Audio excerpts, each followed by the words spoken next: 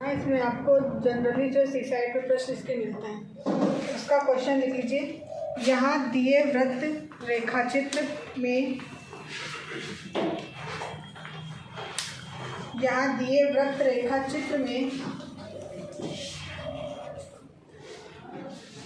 एक परिवार द्वारा वर्ष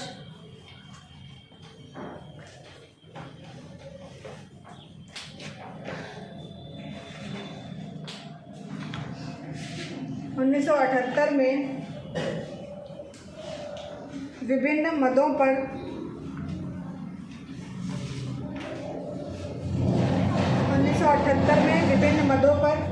किए गए खर्च को दर्शाया गया है। रेखाचित्र का अध्ययन करके प्रश्नों के उत्तर दीजिए।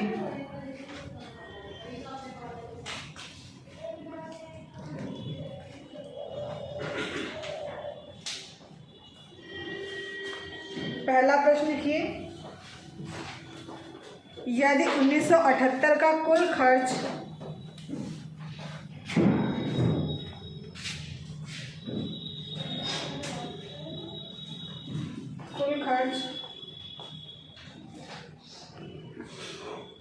₹46,000 था, 46,000 रुपये था, तो भोजन की मद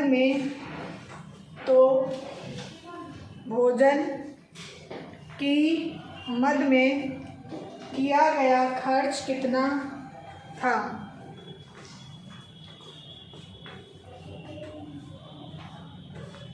दूसरा प्रश्न लिखिए, यदि कुल खर्च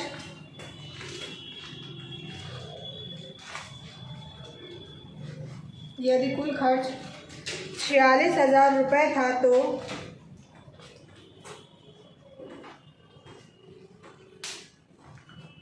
वस्त्र और आवास पर कुल कितना खर्च हुआ?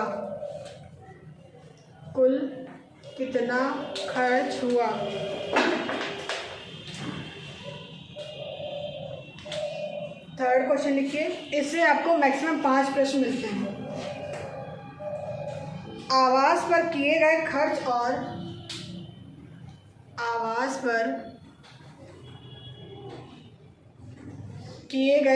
और शिक्षा पर किए गए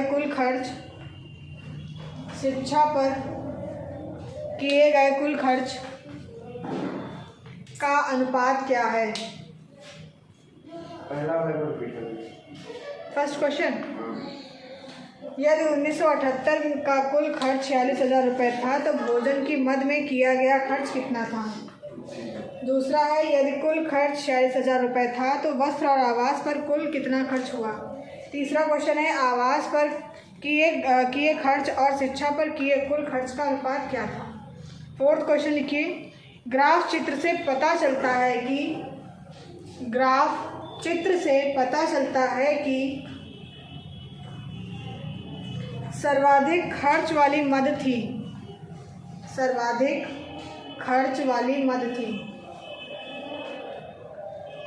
लास्ट क्वेश्चन लिखिए इसका, यदि परिवार का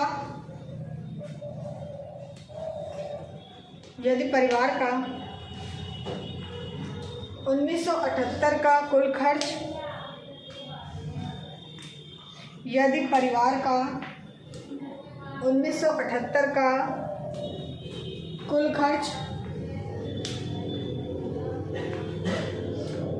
46,000 रुपये था, तो परिवार की बचत कितने रुपए थी?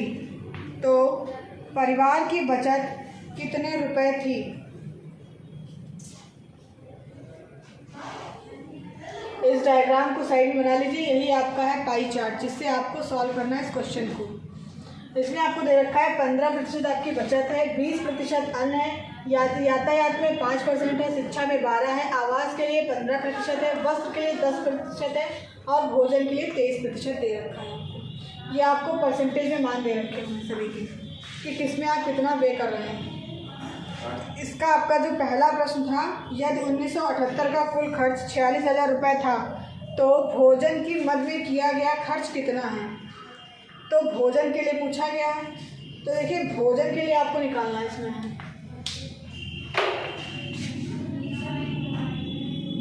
अगर हम एक टोटल करते हैं इसका, तो इसका टोटल कितना होगा।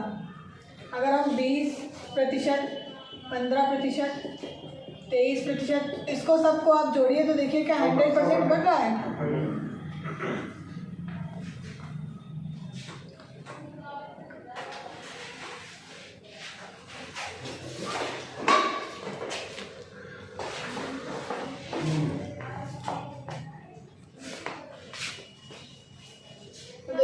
है कि यातायात के लिए 5% है, शिक्षा के लिए 12 है, आवास के लिए 15% है, और वस्त्र के लिए 10% है, भोजन के लिए 23 है, बचत के लिए 15 और आने के लिए 20% है।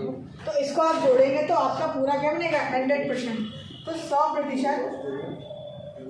100% का कोड जो आपका बन रहा है, ये आपको रुपए कितने बताए थे हमने 46,000 रुपये बताए थे। ठीक, नॉर्मली आपको ये कर लेना है। उसके बाद में आपको करना क्या है, अगर आप 1% का निकालेंगे यहाँ पे तो 1% का आपका कितना निकलेगा। नॉर्मली यही तो करते हो आप लोग, 46,000 बटे 100। अब इसको काटिए, कैसे काटना है, नॉर्मली क्या करना है आपको 0 कैंसिल करना है, तो पढ़ाते चले आ रहे हैं आपको। तो ये हो जाएगा 1% का आपका कितना निकल आएगा 460। अब देखिए भोजन पे कितना हो रहा है 23% हो रहा है।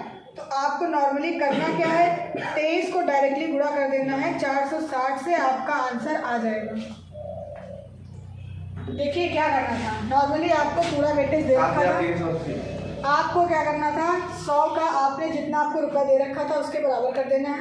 यहाँ से 1% का मान निकाल लेना। 1% मतलब ये 100 जो आपका है वो बटे में आ जाएगा, 1% यहाँ हमारा होगा। अब जो आपने 1% का जो मान निकाला है उसको आपको क्या करना है 23 से गुणा कर देना है नॉर्मली बस। ठीक है, नोट कर लीजिए फर्स्ट वाला।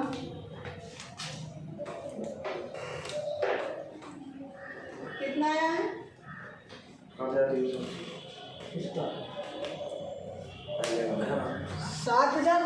7,380 है। सलीम भाई आप बताइए कितना आया। हाँ करिए, गुणा करिए।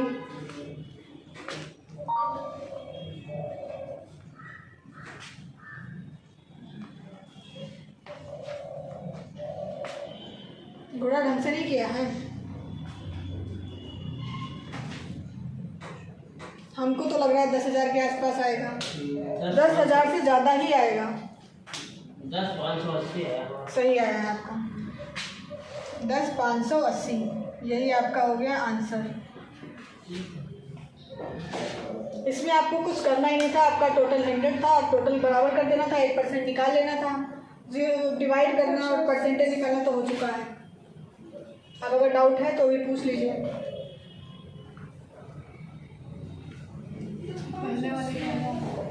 हाँ 10,580 नहीं भाई, आंसर यही आ रहा है।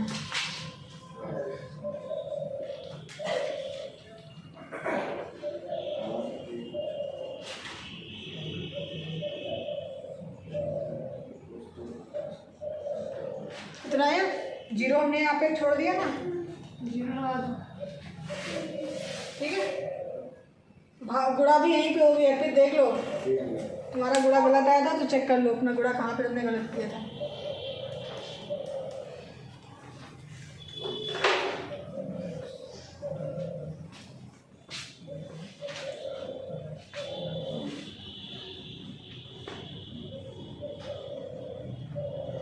अब देखिए नेक्स्ट क्वेश्चन में आपसे क्या बोल रहा है। इसमें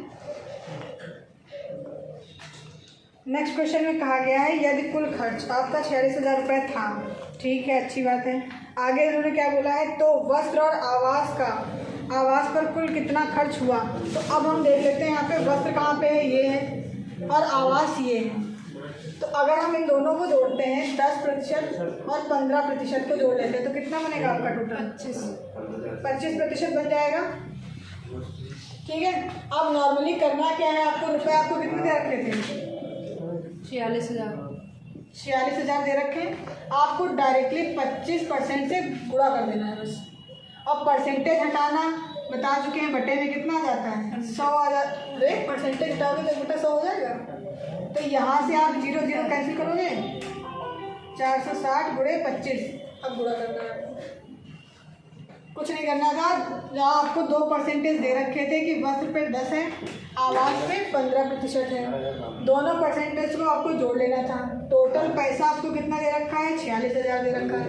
25% से गुणा कर देना है, परसेंट हटाएंगे, बटे में 100 चला जाएगा। अब इसको डायरेक्टली गुणा कर लीजिए।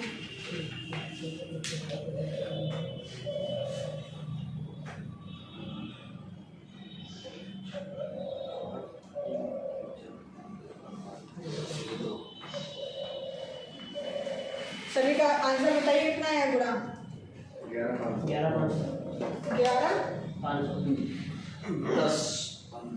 11,500।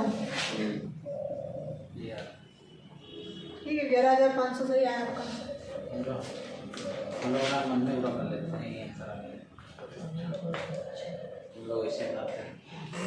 जीरो ये हटा दिया जाए और उसके बाद में कर लीजिए, जीरो वाले लगा दीजिए। अब देखिए इसके बाद वाला जो थर्ड आपका क्वेश्चन है वो बहुत ही ज़्यादा इजी है। देखो क्वेश्चन में क्या है, आवास पर किए खर्च और शिक्षा पर किए खर्च। अब देखो आवास के लिए कितना दे रहे हैं, ये 15% दे रहे हैं, ले लेंगे। उसके बाद इन्होंने बोला है शिक्षा पर, तो भैया शिक्षा पे 12% कर रहे हैं। इन्होंने पूछा क्या है, अनुपात पूछा है, भैया डायरेक्ट इसको काट लो। 3 से काटो कितनी बार में कटेगा? 3 × 5 = 15 और 3 चक्कू बस 5:4 आंसर आ गया आपका। कुछ नहीं करना था आपको, रेशियो पूछा गया, आपको डायरेक्टली परसेंटेज उठा लेना है, परसेंटेज उठाने के बाद में डायरेक्टली आपको कर देना है।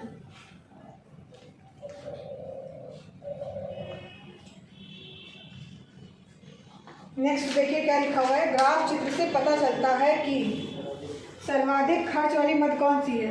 तो बताइए कौन सी होगी सर्वाधिक? भाई परसेंटेज देखिए, आयात में 5% है, शिक्षा में 12 है, आवास में 15 है, वस्त्र में 10 है, बचत में 15 है, अन्य में 20 है। सबसे ज़्यादा किसमें खर्च हो रहा है? भोजन। ऑप्शन आंसर हो गया आपका। नॉर्मली क्वेश्चन आपको इस पाई चार्ट से 5 क्वेश्चन मिलेंगे, पांचों क्वेश्चन आपको इसी तरीके से मिलेंगे। उसके बाद में आपका जो नेक्स्ट क्वेश्चन दे रखा है वो सब इससे भी सबसे ज़्यादा इजी है। देखिए उसमें क्या है, यदि परिवार का 1978 का कुल खर्च 46,000 रुपये था, तो परिवार की बचत कितने रुपए थी? बचत पूछ लिया इन्होंने, कितनी है? 7,200। नहीं, गलत किया है आपने। देखो बचत आपकी कितनी दे रखी है? 15% दे रखी है, कुछ करना ही नहीं है। देखो रुपए आपके कितने थे? 46,000 लिख रहे हैं, बचत कितनी है? 15। बस 15% को गुणा कर दो, हो गया। प्रतिशत हटाएंगे, बटे में 100 लगाएंगे, 2 0 कैंसिल, 6,900 गुणा करिए, कर लिया। 6,900। 6,900 सही आ रहा है।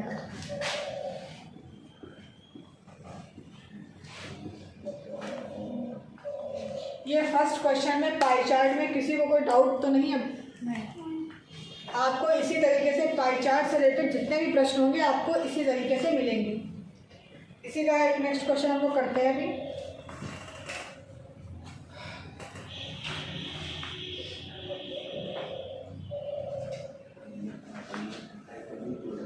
आपका डेटा यही रहेगा सेम, ठीक है। अन्य 20%, यातायात पे 5% है, शिक्षा पर 12 है, आवास पर 15 है, वस्त्र पर 10 है, भोजन पर 23 है, बचत 15%। डायग्राम पाई चार्ट आपका सेम यही रहेगा।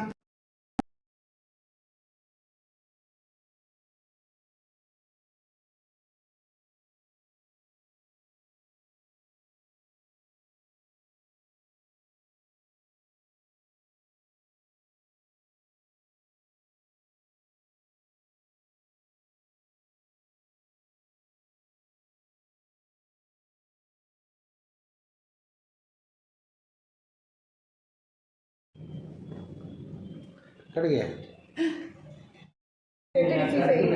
ये आपका एसएससी 2002 में द्वितीय पारी में पूछा गया था प्रश्न। इसमें पहला प्रश्न था आपका, यदि वर्ष की कुल आय 1 लाख रुपए थी तो मकान और परिवहन पर हुए व्यय में अन्य रुपए में था, तो आपको क्या करना है? नॉर्मली 1 लाख रुपए लेना है,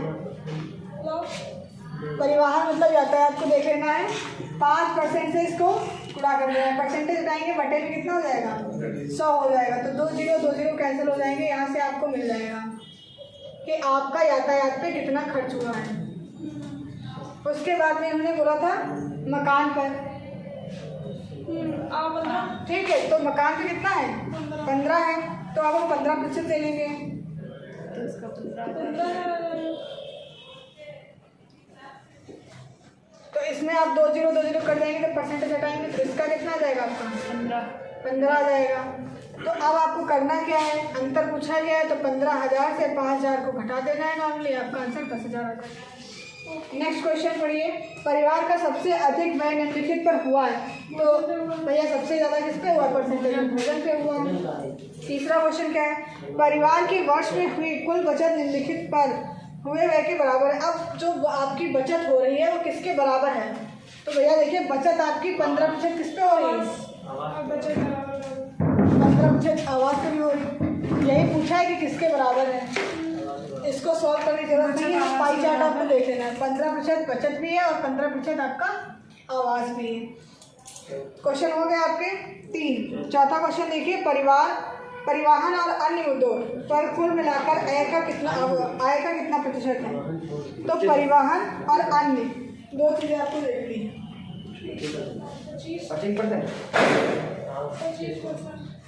ठीक है, बस हो गया। तो देखो आपने बता दिया कि परिवहन मतलब यातायात 5% है आपका और अन्य आपका कितना है? 20% है। तो टोटल में परसेंटेज ही पूछा है तो 25% हो गया। लास्ट क्वेश्चन आपका है, यदि परिवार की कुल आय 1 लाख रुपए थी तो बच्चों की शिक्षा पर 12,000 कितना हुआ? भाई 12,000 रुपये हुआ। ठीक है, तो अब 12,000 कैसे आया आपको बताएगा? भाई 12,000 आपका सही है, लेकिन कैसे आया आपको बताओ? 12% लेंगे, 1,000 आय लेंगे, इसके बाद 1 लाख का 12% 12,000। ठीक है, समझ गए। शिक्षा का 12% ले लिया और 1 लाख आपने इधर ले लिया और यहाँ से परसेंटेज हटाएंगे, बटे में कितना हो जाएगा? 100 हो जाएगा। 2 0 काट देंगे, 12,000 आपका आंसर। 2 प्रश्न हुए। 2 प्रश्न में किसी को कोई डाउट हो तो अभी पूछ लीजिए। नहीं। सेम क्वेश्चन ऐसे ही आपको पाई चार्ट से रिलेटेड मिलेंगे, जो भी क्वेश्चन आपको मिलेंगे एग्जाम में। एक नेक्स्ट क्वेश्चन लिखिए,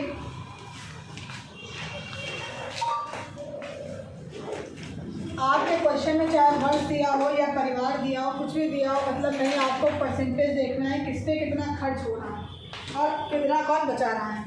मेन फोकस आपका ये होना चाहिए। पाई चार्ट दूसरा ड्रॉ कर रहे हैं, ड्रॉ कर लीजिए।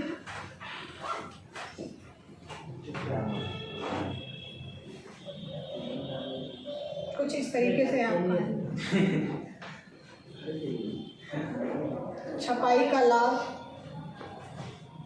35% है आपका।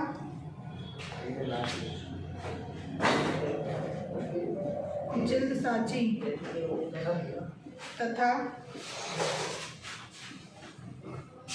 कटाई के लिए वे आपका 18% है।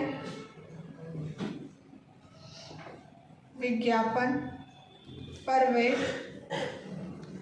आपका 18% है। रॉयल्टी के लिए आपका 15% है। फिर है आपका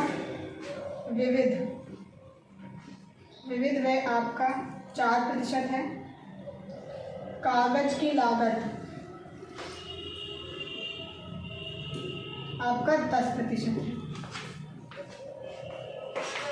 ये आपका है पाई चार्ट, जिससे आपको क्वेश्चन से रिलेटेड मिलेंगे।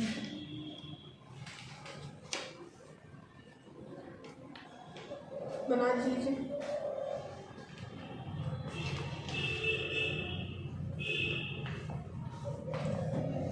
क्वेश्चन सुनते रहिएगा। निम्नलिखित पाई चार्ट पर आधारित है। पुस्तकें बनाने तथा उनकी बिक्री के दौरान विभिन्न मदों पर आने वाले प्रतिशत व्यय को यह पाई चार्ट दर्शा रहा।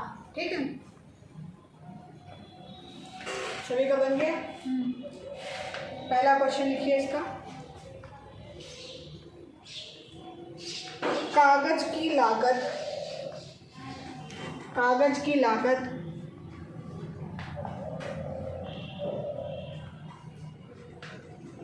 के त्रिज्य खंड के केंद्रीय कोण का माप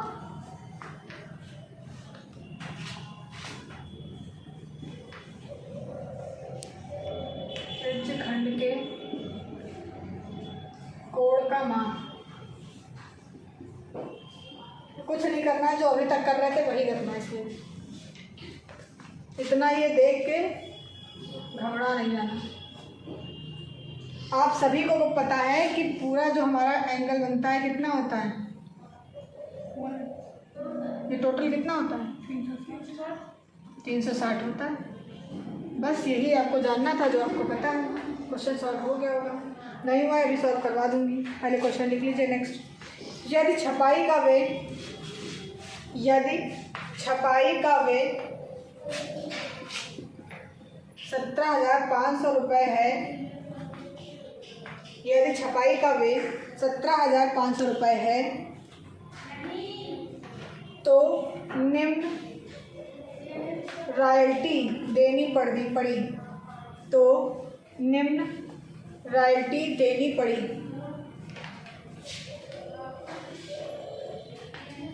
नेक्स्ट क्वेश्चन लिखिए। यदि विविध व्यय, यदि विविध व्यय 6,000 रुपये हो तो, 6,000 रुपये हो तो रॉयल्टी से जल्दसाजी तथा, रॉयल्टी से जल्दसाजी तथा कटाई के लिए वे, कटाई के लिए वे कितना अधिक है।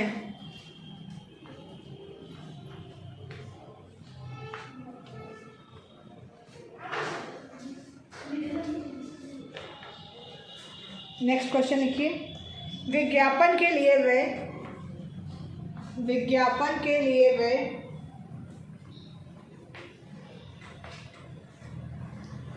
के केंद्रीय कोण से छपाई के वे के केंद्रीय कोण से छपाई के वे का केंद्रीय कोण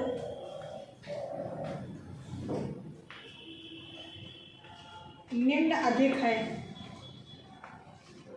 निम्न अधिक है। लास्ट क्वेश्चन फिफ्थ लिखिए इसका। कागज की लागत, कागज की लागत छपाई के वे का लगभग कितना प्रतिशत है।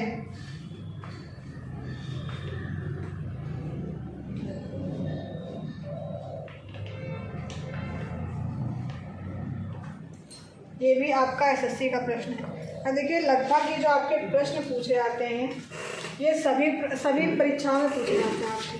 किसी में क्या होता है कि क्वेश्चन का जो लेवल होता है वो थोड़ा सा मतलब डाउन हो जाता है, और जो थोड़ा सा आप वनडे एग्जाम टाइप में देंगे तो थोड़ा सा हल्का ही मिलेगा प्रश्न।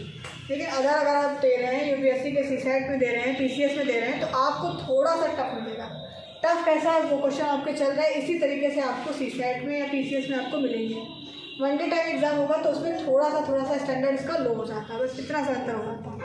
तो इसमें आपके जो क्वेश्चन दे रखे हैं वो बहुत ही ज़्यादा इजी हैं। क्वेश्चन समझ में आ रहे होंगे लगभग, मुझे लगता है। तो पहला क्वेश्चन किसी का सॉल्व हुआ। देखिए, इसमें आपसे पूछा था कागज़ की लागत के त्रिज्य खंड के कोणी जो आपका है उसका माप बताना है। तो देखिए, टोटल आपको पता है कि कितना आता है, 360। पूछा किसका है, कागज़ की लागत का। तो भैया आपको करना कुछ था ही नहीं, गुणा कर देना था। 10% से परसेंटेज हटाएंगे, बटे में 100 चला जाएगा। 1 0 1 0 1 0 डायरेक्टली आ गया भैया। कुछ नहीं था।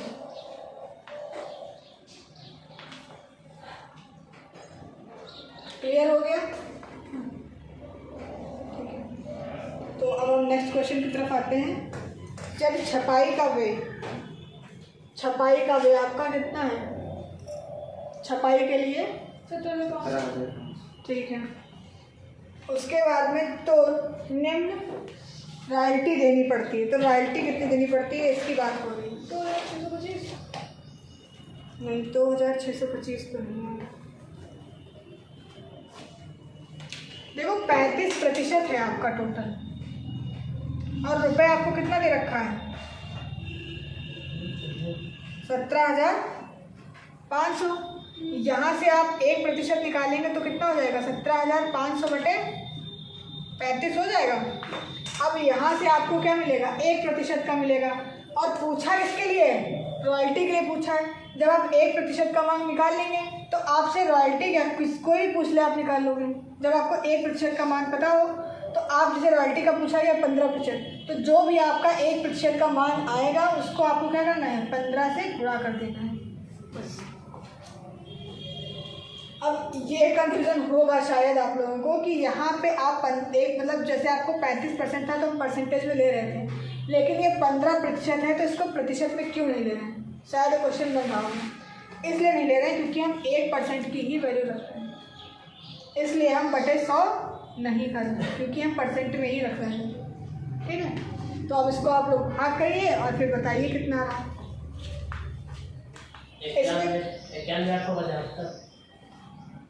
कितना?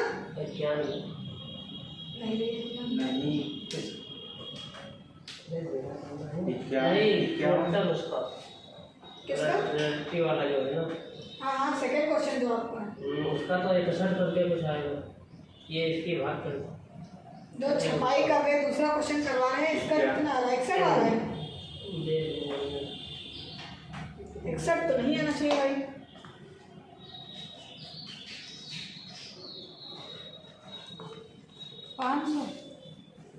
बहुत ज़्यादा ले आई भाई, बुरा भाग नहीं हो रहा। देखो, इसको आपको भाग करना है, भाग करने के बाद में 15 से गुणा करना है, और हमको आपको टोटल जो आंसर आएगा, फाइनल आंसर, वो बताना है। देखते हैं कौन बताता है।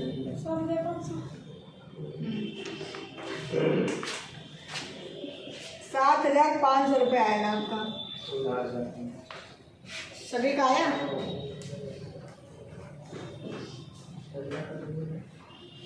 देखो, आपको इसमें बोला था कि छपाई का लाभ, तो छपाई आपका 35% थी, बराबर जो आपको रुपए दे रखा था 17,500 कर दिया। यहाँ से आपने 1% की वैल्यू निकाल ली। फिर आपसे पूछा गया था कि रॉयल्टी के लिए कितना है, तो रॉयल्टी के लिए 15% दे रखा था। 1% की वैल्यू को 15% की वैल्यू से गुणा कर देंगे, आपको रॉयल्टी के लिए मिल जाए। ठीक है, थर्ड क्वेश्चन पर ये क्या है? यदि विविध व्यय 6,000 रुपये हो तो विविध की बात हो रही तो विविध वाला पकड़ ही लेते हैं। कितना है इसमें? 4 है। ठीक है,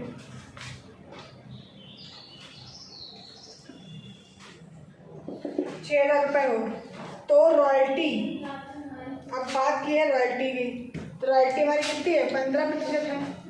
ठीक है, से जल्दबाजी से तो 18% है। कितना वे अधिक है? तो कटाई के लिए वे कितना?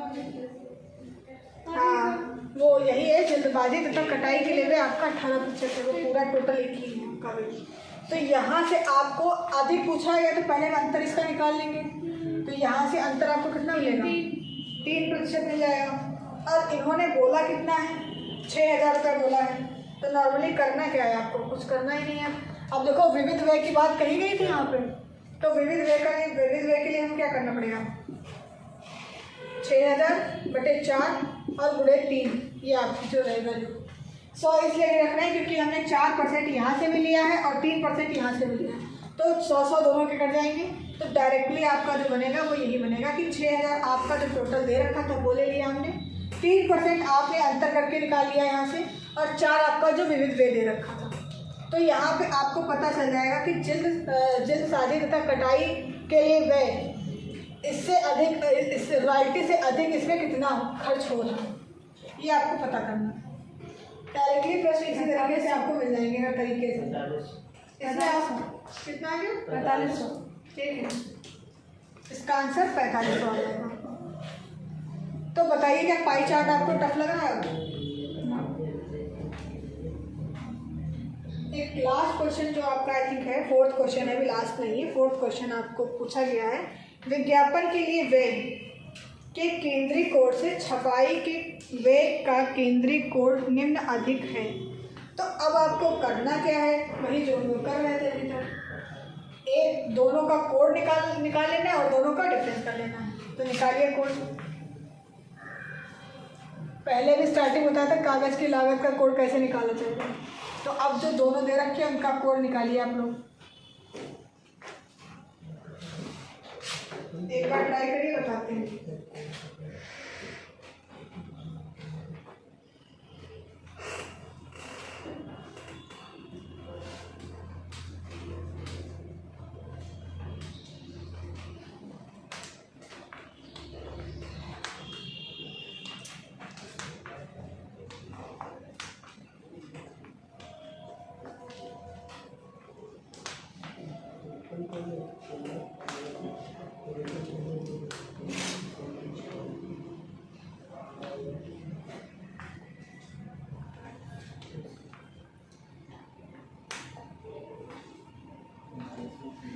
काउंट करने से कोड नहीं निकलेगा।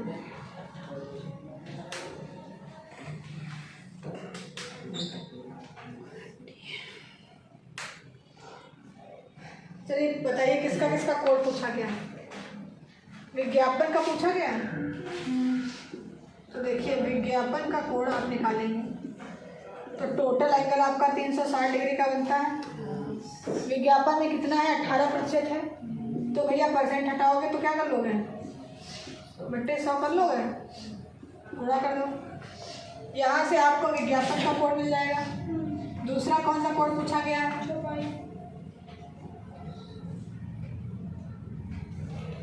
छपाई का है। तो छपाई का कोड आपका पूरा 360 डिग्री बनेगा। कितना है? 35% है। तो 35/100 कर लेंगे। और इन दोनों का अधिक पूछा गया, तो जब हम अंतर निकालेंगे तभी में ज्ञात होगा कि कितना अधिक हो सकता है। तो इनमें अंतर निकालने के लिए क्या करोगे? घटा दो। क्वेश्चन सॉल्व था। पहला और चौथा क्वेश्चन मिला हुआ था। पहले में डायरेक्ट एक ही का कोड पूछा गया था, लेकिन इसमें क्या है, दो का जो है डिफरेंस करवा लिया है। परसेंटेज में दे रखा था, आपको दोनों का कोड निकालना है, दोनों का डिफरेंस करके बता देना है कि कितना अधिक है। तो बता दीजिए किसका कितना कोड आया है।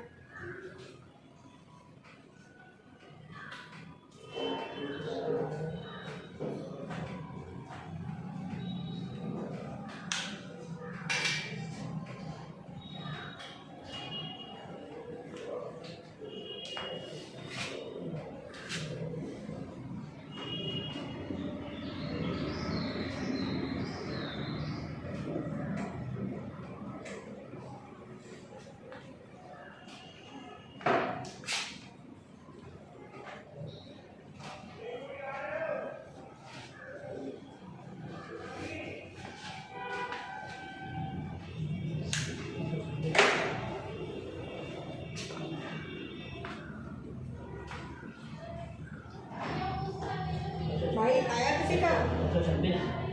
126 किसका? टोटल 126 बता रहे, डिफरेंस करके नहीं। ये आपको तो लग रहा है कि छपाई का आएगा 126। एक का आया है। छपाई का आएगा 126 डिग्री। ये आपका तो सही आया है।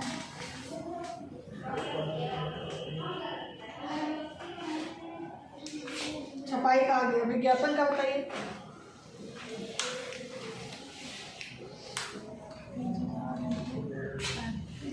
(64.8 डिग्री आएगा। इसको सॉल्व करके देख लीजिए। इसमें आपको करना क्या है? 26 डिग्री माइनस 64.8 डिग्री को घटा देना। अब दशमलव घटाना हो चुका है। नहीं आता है तो बता, फिर से बता दें। फिलहाल हो चुका है। 64.8 है। कितना आएगा? 64.8। 61.2। हाँ, इसका 64.8 आएगा विज्ञापन का। अब इन दोनों का अंतर करीब दिखाएगा 61.2 आएगा। 64.8 इसका है। और इसका 126 आया था। दोनों को माइनस करेंगे, आपका 61.2 मिलेगा। कर लीजिए ट्राई। 61.2 है। ठीक है, सही है। सभी का क्या आ गया 61.2? हाँ।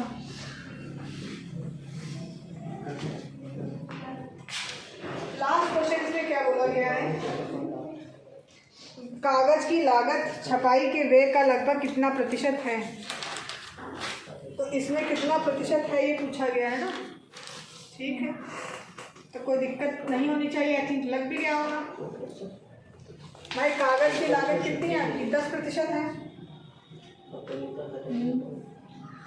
ठीक है, इसमें अपशिष्ट का पूछा गया है आपसे।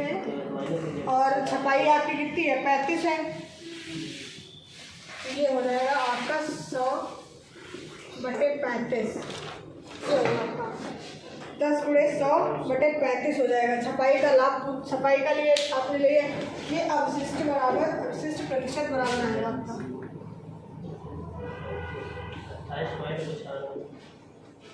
हाँ, 28 कुछ आ रहा है। 28.6% आएगा आपका। 3 क्वेश्चन हुए पाई चार्ट में। इतने में पाई चार्ट आई थिंक समझ में आ गया होगा सभी। अगर किसी को डाउट है तो क्लियर कर लीजिए, क्योंकि पाई चार्ट सिर्फ इतने ही क्वेश्चन से आई थिंक समझ में आ गया होगा। इसमें ज़्यादा कुछ खास नहीं है। इसमें सिर्फ आपको पाई चार्ट समझना है, कितना प्रतिशत किसके लिए दे रहे हैं, वो कितना पे कर रहे हैं, कितना बचा रहे हैं, कितना पढ़ाई पे खर्च है, कितना विज्ञापन पे खर्च है, कितना किस पे खर्च कर रहे हैं, ये आपको ध्यान रखना है। दूसरी बात है कितना रुपए है, रुपए को भी आपको देखना है। तीसरी बात हम लोगों ने सीख ली कि कोण कैसे निकालना है एंगल के। तो इससे रिलेटेड जो 3 और 4 टाइप्स के आपके जो क्वेश्चंस बनते हैं मेनली, वो इस चैप्टर के क्लियर हो चुके हैं। और इस चैप्टर में बस इतना ही इम्पोर्टेंट था आपको सभी परीक्षाओं के लिए। पाई चार्ट संबंधित इतना ही आपको मिलेगा। इससे रिलेटेड एक प्रश्न आपको होमवर्क लिए हम सेंड कर देंगे, आप लोग सॉल्व करके कर लेंगे। ये चैप्टर यहीं पे आज समाप्त होगा। धन्यवाद।